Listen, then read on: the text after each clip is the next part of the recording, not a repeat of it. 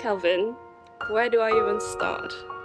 As you know, I'm not a very expressive person who likes to show my emotions, if any at all. But there was one thing I was always sure about, and that was that I would write my own vows when we get married. So when reflecting on our 5 years together, it is clear that life has not been exactly smooth sailing. You have been my biggest pillar, supported me, and stuck through every single tearful, sleepless nights with me. You always make an effort to help me with the housework, to ensure that I'm not exhausted. You bought me a robotic Hoover, so that the flat is always constantly clean to my liking without you, us, breaking a sweat.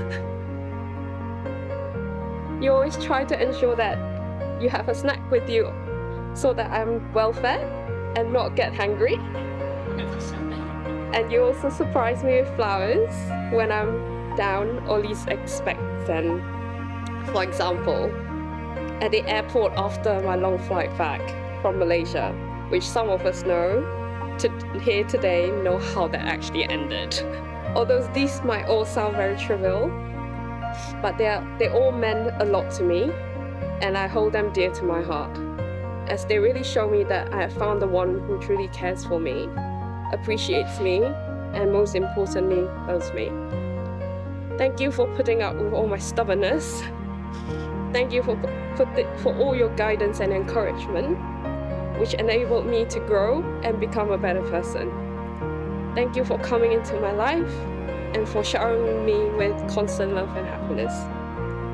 I can't wait for us to start the next chapter in our adventure together, whether that's queuing up for hours for the next best restaurant, or being that creepy tourist that follow the locals into an off-the-beaten path. I promise that I will be your equal partner, that I will always respect you, grow with you, and support you, even when things get tough. And together we will create a family and home that is filled with love, laughter, and adventure. And most importantly, Kelvin, I love you.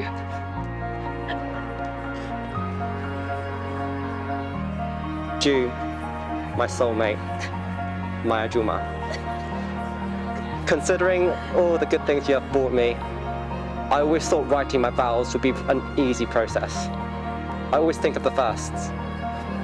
The first time I saw you in Lake Como with your heels stuck in the mud. The first time I held your hands at the Natural History Museum. The first time I got into your car and saw you drive.